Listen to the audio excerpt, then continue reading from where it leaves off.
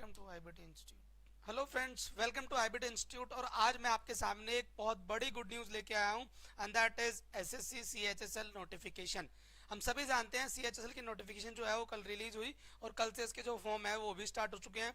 बहुत दिनों से इसके चक्कर में थे कि यार ये 12th बेस पे जो है जॉब कब आएगी क्योंकि कुछ लोग जो है ना वो ग्रेजुएशन उनकी कंप्लीट नहीं हो रही है और वो फाइनल ईयर में आके अपनी कोचिंग स्टार्ट कर देते हैं। तो वो कहीं ना कहीं सीजीएल को छोड़ने के साथ साथ वो चाहते हैं कि यार हम पिछली वाली जो हम 12th बेस पे जो नोटिफिकेशन आता है एसएससी का उसमें भी हम अपेयर करें। और फाइनली हम क्या करते हैं, सीएचएसएल जो है ना उसी के लिए आता है और उसी के नोटिफिकेशन पे आज चर्चा करेंगे जो कल फाइनली शाम को रिलीज हुआ है और कल से ही इसका एप्लीकेशन जो है वो स्टार्ट हो चुका है। तो किसी भी नोटिफिकेशन को पढ़ने से पहले सबसे पहले हम ये देखते हैं कि ये जो नोटिफिकेशन है उसकी डेट्स क्या है। इंपॉर्टेंट डेट्स की जब हम बात करते हैं तो सबसे पहले हम कहते हैं कि यार डेट्स हमें पता होना चाहिए कि ये जो डेट्स हैं इस कौन सी डेट को ये फॉर्म फिल स्टार्ट होगा, क्योंकि फैब चल रहा है और फैब में हम कहीं ना कहीं हम सोचते हैं यार बड़े बिजी हो जाते हैं। तो यहाँ पर नोटिफिकेशन रिलीज डेट जैसे मैंने आपको बताया 1 फैब, कल से ये फॉर्म जो है एप्लीकेशन जो है इसकी स्टार्ट हो चुकी है। और आप इसको देर ना करें क्योंकि कुछ लोग सोचते हैं कि यार हम थोड़ा भर लेंगे, अभी तो स्टार्ट हुआ है कोई प्रॉब्लम नहीं है। एसएससी का सर्वर कहीं ना कहीं जो है ना वो थोड़ा सा बिजी हो जाता है एंड डेज में आके 10 से 15 दिन के बाद जब ये नोटिफिकेशन हो जाएगी तो एंड में आके, क्योंकि 14 फैब भी आ जाएगा तो कुछ लोग वैलेंटाइन डे में बिजी हो जाएंगे। तो वहां से आप इस चीज को ना दिमाग से निकाल लो, आज से ही इसका फॉर्म एप्लीकेशन जो है वो स्टार्ट कर दें क्योंकि लास्ट डेट जो उसकी है वो है 7 मार्च 2022। 7 मार्च वैसे इसकी लास्ट डेट है पर आप 7 मार्च तक ना जाए, मेरा पर्सनल सजेशन यही है आपको, ठीक है। 7 मार्च से तक ना जाए, आप इसको 10-12 फेब तक इसको आराम से भर ले क्योंकि एंड डेट में क्या होता है कि आप फॉर्म तो भर लेते हो और आपका फी पेंडिंग रह जाता है। काफी फोन्स आते हैं, काफी मैसेज आते हैं कि सर हमारा फॉर्म फिल हो गया था लेकिन जो है वो चलान नहीं हो पा रहा है या जो हम ऑनलाइन फी पे नहीं कर पा रहे हैं, सर्वर हैवी हो जाता है उस टाइम पर। तो कहीं ना कहीं ये एक प्रॉब्लम बहुत बड़ी क्रिएट हो जाती है आज की डेट में बच्चों के सामने। तो कोशिश करें कि इसको जल्दी से जल्दी फॉर्म को आज से ही अप्लाई करना स्टार्ट कर दे, ठीक है। इन्होंने यहाँ पर जो एसएससी हम कहते हैं कि इसके एग्जाम कितने होते हैं उसकी जो डेट्स होती है एग्जाम डेट, उसी से हम डिसाइड करते हैं कि यार अगर मैं ये फॉर्म आज भरता हूँ तो इसका एग्जाम कब होने वाला है, क्योंकि मुझे कितना टाइम मिलेगा उस एग्जाम के लिए हमें वो भी देखना है। तो यहाँ पर टियर 1 की डेट इन्होंने अनाउंस की है लेकिन जो एक्चुअल डेट है वो नहीं दी, बस इतना बताया है कि किस महीने में ये एग्जाम होगा। तो मई 2022 में ये एग्जाम होने वाला है। मतलब अगर मैं आज की बात करूं, फैब आपके पास पूरा पड़ा है, ठीक है, फैब आपके पास है, उसके बाद मार्च आपके पास है, उसके बाद अप्रैल आपके पास है।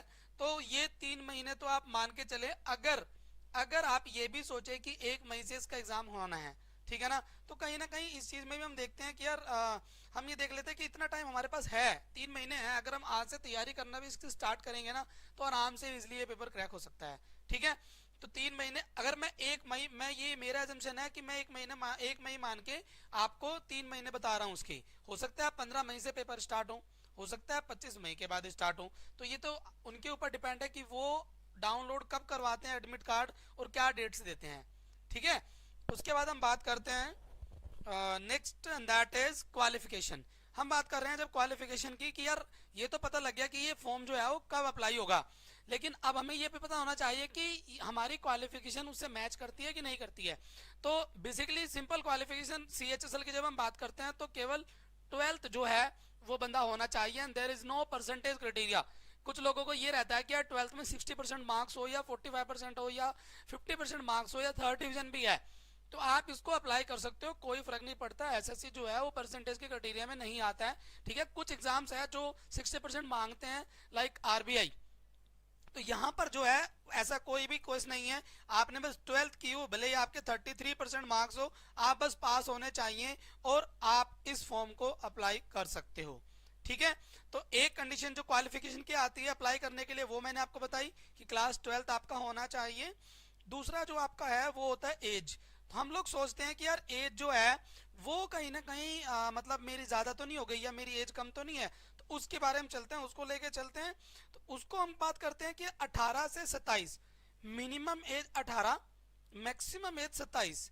आप 18, देखो 18 साल तो अभी हम बात करते हैं यार बालिक हो गए हैं तो अब तो कोई गवर्नमेंट एग्जाम भर सकते हैं ना हम, तो 18 तो गवर्नमेंट बालिक वाली एज हो गई और मैक्सिमम 27 साल तक ये फॉर्म आप अप्लाई कर सकते हो, ठीक है। Date of photo, date of photo अभी मैंने आपको बताई, ये देखिए डेट ऑफ फोटो ये आप ले सकते हो उसका स्क्रीनशॉट। ये 1 फैब मतलब कल से स्टार्ट हो चुका है और 7 मार्च जो है मतलब आज लास्ट डेट है इसकी, ठीक है। आप इसका स्क्रीनशॉट ले सकते हो संधू जी। उसके बाद हम चलते हैं, डेट मैंने आपको बताई। अच्छा ये डेट जो एज है आपकी, ये एज कहाँ से कैलकुलेट करनी है आपने? आपने 1 जनवरी 2022 से जो कैलकुलेट करनी है अपनी एज, मतलब आपकी जो एज है उससे कंपेयर किससे करना है कि आपकी एज कितनी हो गई है।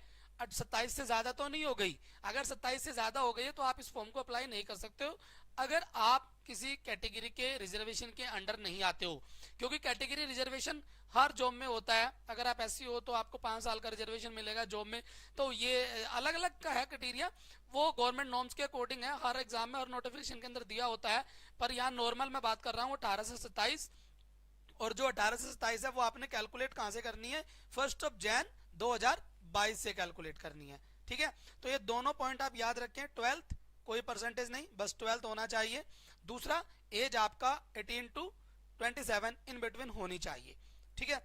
अब चलते हैं तीसरी हमारी आती है बच्चों फीस। हम इसकी फीस के बारे में बात करते हैं। देखो फीस जो है बेसिकली कुछ ज्यादा फीस नहीं है। कुछ बैंक वाले, अगर मैं बैंक की बात करूं, बैंक में कहीं ना कहीं 700, 750, 800, अलग अलग हजार, स्टेट एग्जाम में भी 1000 तक जो है वो फीस ली जाती है। लेकिन जब एसएससी की फीस की हम बात करते हैं तो मात्र 100 रुपए, केवल 100 रुपए यहाँ पर फीस होती है सीएचएसएल में, जो आपको फिल करनी है। और अगर कोई कैटेगरी से बिलोंग करता है या स्पेशली गर्ल्स, फीमेल के लिए इसके अंदर कोई भी फीस नहीं होती। तो लड़कियां मैक्सिमम ये फॉर्म अप्लाई कर सकती हैं। मैक्सिमम सोचते हैं चलो यार हम कहीं ना कहीं इतनी ज्यादा फीस देते हैं हर एग्जाम के लिए, तो इसके लिए आपको कोई फीस नहीं देनी है लड़कियों को। लड़कों को कहीं ना कहीं जो है वो जनरल और ओबीसी के जो बॉयज हैं वो 100 रुपीज उसकी फीस है।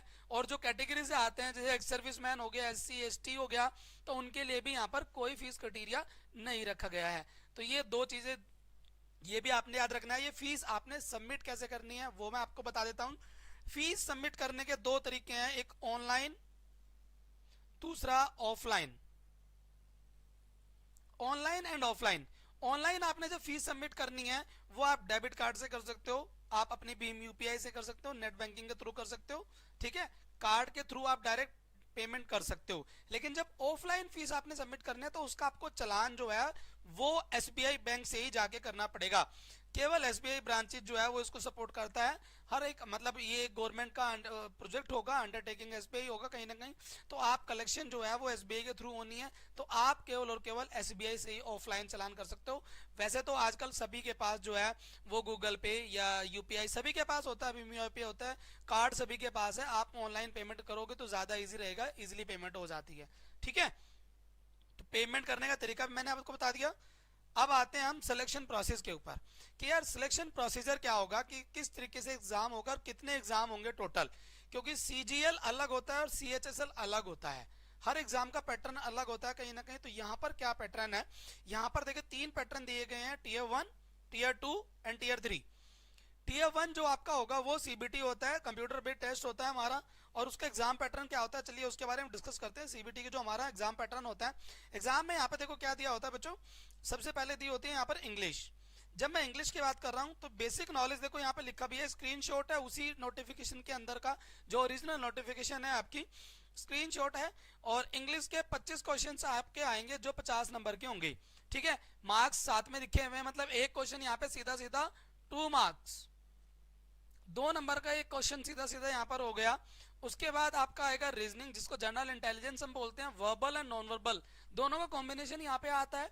तो इजी होती है रीजनिंग, अगर आप टारगेट करोगे इनमें से तो रीजनिंग को हम सबसे ज्यादा टारगेट करते हैं कहीं ना कहीं, आराम से उसके मैक्सिमम नंबर क्वेश्चन जो है वो सॉल्व हो जाते हैं। उसके बाद आता है मैथ्स। मैथ्स में यहाँ पे अर्थमेटिक और एडवांस ये दोनों ही आते हैं, मतलब आपको यहाँ पे अलजेब्रा भी पढ़ना पड़ेगा, आपको ट्रिग्नोमेट्री भी पढ़ना पड़ेगा, आपको ज्योमेट्री भी पढ़ना पड़ेगा, और आपको profit and loss, simple interest, ये सब भी अर्थमेटिक वाले जो पार्ट है वो भी पढ़ने पड़ेंगे। ऐसे दोनों चीजों पर फोकस कर। टोटल यहाँ पर कितने क्वेश्चन हो गए अगर मैं बात करूं, 100 क्वेश्चन, 25 into 4 हो गया, 100 क्वेश्चन हो गए टोटल। और मार्क्स कितने हो गए, 200। तो 200 मार्क्स का यहाँ पर पेपर होगा, 200 से ही आपका टीयर 1 का जो है वो कट ऑफ बनेगा, ये आपने ध्यान रखना है। टारगेट आप अपने अकॉर्डिंग सब्जेक्ट को करिएगा कि मुझे किस सब्जेक्ट को कौन कहाँ पे टारगेट करना है। उसके लिए शोज हमारे चल रहे हैं और आप वीडियो कोर्स को भी देख सकते हो, साथ साथ में जो अभी संजय सर और नीरज सर जो हैं एडवांस मैथ्स और अर्थमेटिक एसएससी के जो क्वेश्चंस की सीरीज चला रहे हैं उसको जरूर वॉच आउट करिए, क्योंकि कहीं ना कहीं वो क्वेश्चन जो है एक्सपेक्टेड क्वेश्चंस के ऊपर वो शोज बनाए जा रहे हैं। ठीक है, वो फ्री ऑफ कॉस्ट आपके लिए, आराम से उनको जरूर देखिएगा और शेयर जरूर करिएगा। अब आते हैं टीयर 2 की तरफ। टीयर 2 क्या कहता है जी हमारा? हाँ, टीयर 2 की जब मैं बात करता हूँ, टीयर 2 जो हमारा है वो ऑफलाइन होगा, पेन पेपर बेस्ड पेपर होता है। ये देखिए लिखा भी है, पेन एंड पेपर मोड में होता है और डिस्क्रिप्टिव पेपर होता है। ये यहाँ पे आपको टॉपिक्स दे दिए जाते हैं, कोई ऐसे राइटिंग करानी हो वो करा लिया जाएगा आपसे। तो ये आपको जो डिस्क्रिप्टिव पेपर होगा ये ऑफलाइन मोड में होना है, तो आप ये याद रखिएगा डिस्क्रिप्टिव पेपर जो होना है। और डिस्क्रिप्टिव पेपर का जो ड्यूरेशन है वो है आपका 1 आवर, 1 घंटा ये होगा पेपर।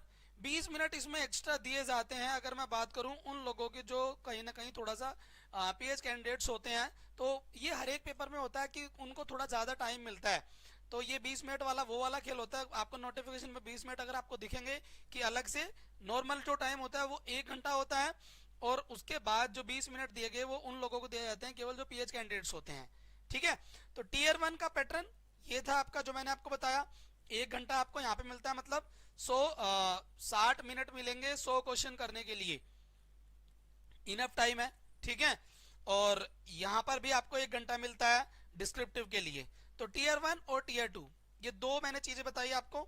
इसके अंदर एक और एग्जाम भी होता है जिसको हम कहते हैं टीयर 3। एग्जाम नहीं, बेसिकली उसको हम कहते हैं, ये वाला जो होता है टीयर 3, ये होता है हमारा सीपीटी, कंप्यूटर प्रोफिशिएंसी टेस्ट। और इसके अंदर आपसे क्वेश्चंस पूछे आते हैं लाइक वर्ड, एक्सेल। एक्सेल में आपको जैसे कि आपको कोई शीट बनाने को दे दी जाएगी, ठीक है, उस पर मार्कशीट बनाने को दे दी जाएगी, ठीक है, या कोई कैलकुलेशंस करने का तरीका दे दिया जाएगा, या सैलरी बनाने के लिए कोई प्रोजेक्ट दे देंगे वो लोग। मतलब वो लोग चाहते हैं कि उनको पता, आपको पता होना चाहिए कि जो माइक्रोसॉफ्ट ऑफिस है उसके अंदर जो, जैसे मैं बात करूं, आपके टाइपिंग स्किल्स अच्छे होने चाहिए, आपकी एक्सेल में कमांड अच्छी होनी चाहिए, वर्ड आपको पता होना चाहिए, एमएस वर्ड क्या होता है। सीपीटी वो बंदा क्लियर कर लेगा जिसको एमएस ऑफिस की अच्छे से नॉलेज है। तो ये तो आप प्रैक्टिकल पार्ट है, आप कंप्लीटली कर सकते हो, इसको कोई प्रॉब्लम नहीं है। मेरी सारी वीडियोज एमएस ऑफिस की जो है वो चैनल पे आपको मिल जाएगी, तो वहां से भी आप उसको देख सकते हो। इतना बड़ी बात नहीं है, मेन आपका टारगेट मान के चलिए कि ये टीयर 1 आपने क्लियर करना है। ठीक है, अब चलते हैं लास्ट और हम देखते हैं कि ये जो फॉर्म है ये फिल कैसे करना है। ये रहा हाउ टू अप्लाई। जब मैं हाउ टू अप्लाई की बात करता हूं दोस्तों, तो यहां से आप, ये लिंक आपको दिया है मैंने ssc.nic.in। जो लोगों को पता नहीं है, जो फर्स्ट टाइम ये एग्जाम फिल करेंगे, तो उनके लिए ये है। बाकी लोग तो मैक्सिमम जानते हैं एसएससी की वेबसाइट को। ये मैंने स्क्रीनशॉट भी इसका लेके रखा था, क्योंकि एसएससी की बाकी इसके अलावा भी आपको एसएससी लिखोगे तो मल्टीपल वेबसाइट आपके पास आती है, तो आप सोचते हो कि यार ओरिजिनल लिंक कौन सा है। तो यहाँ पर ये याद रखना है कि ओरिजिनल लिंक आपको इस तरीके का खुलेगा, ये पूरा स्क्रीनशॉट है उस वेबसाइट का। और आपने ये देखिए यहाँ पर ये 1 फैब मतलब कल, ये तो नोटिफिकेशन है जो पीडीएफ ओरिजिनल नोटिफिकेशन है इसका।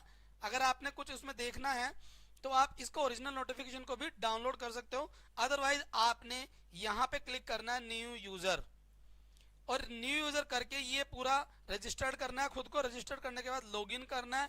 लॉगिन करने के बाद आपको एप्लीकेशंस का लिंक मिलेगा, फिर उसके बाद आपने पोस्ट पर अप्लाई करना है।